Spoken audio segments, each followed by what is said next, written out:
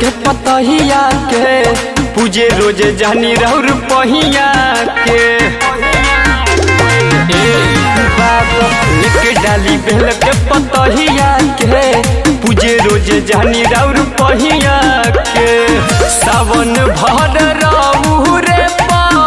जल ढारतानी सावन भर रहू जल ढारतानी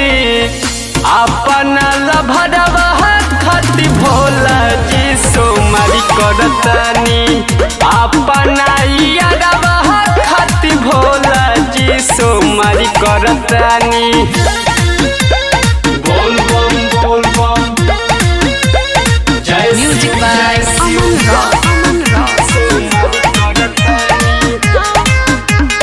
हर हर महादेव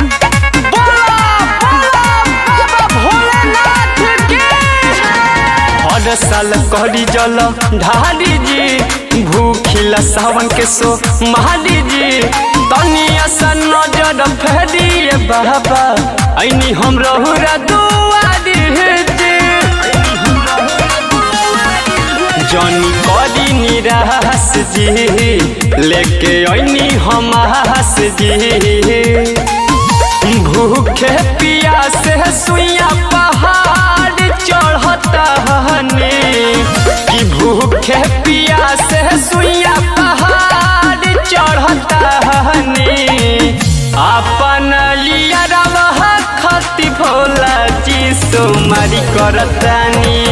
अपन मजनुआ खाती भोला जी सोमारी करतानी।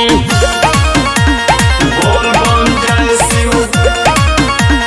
हर हर महादेव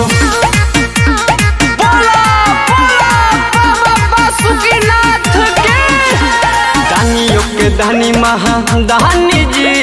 रौर कहला घर दानी जी जहनी कर निराशा बाबा दुख के बुझी कहानी जी सोनू के मानी लके तना हो अंशु के जानी लके तना हो आचारा पसाहर भिख मांगतानी आचारा पसाहर भिख मांगतानी अपन यारवा खाती भोला जी सोमारी करतानी अपन मजनुआ खाती भोला जी सोमारी करतानी अपन यारवा खाती भोला जी सोमारी करतानी अपन मजनुआ खाती भोला जी सोमारी करतानी।